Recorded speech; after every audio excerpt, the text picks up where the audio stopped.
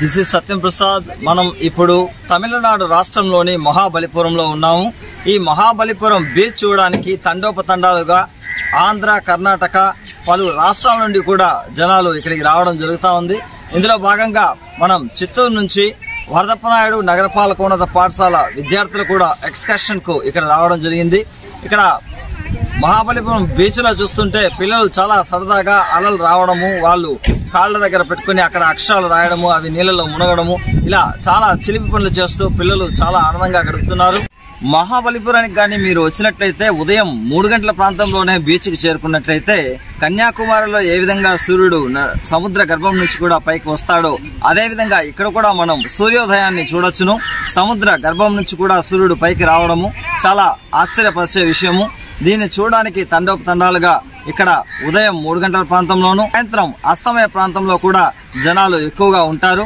దీంతో పాటు ఇక్కడ శిలలపై శిల్పాలు చెక్కినారు అని మన తెలుగు వాళ్ళు పాడినట్లు ఇక్కడ అద్భుతమైన శిల్పాలు దేవాలయాలకు ప్రతీదిగా ఉంది. దీంతో పాటు మనం దగ్గరలోనే క్వీన్స్ ల్యాండ్ ఉంది. క్వీన్స్ ల్యాండ్ లో పిల్లలు చాలా ఆహ్లాదకరమైన వాతావరణంలో ఆడుకోవడానికి ఎన్నో రకాలైన ఇక్కడ ఈవెంట్స్ ఉన్నాయి.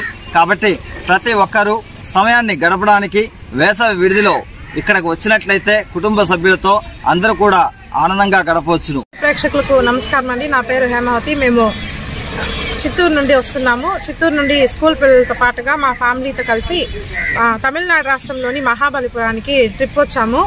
ఇక్కడ మహాబలిపురం బీచ్కు తొలుతా వచ్చామన్నమాట. ఇక్కడ మహాబలిపురం బీచ్ అయితే పిల్లలతో పాటు సరదాగా గడపడానికి చాలా బాగుంది.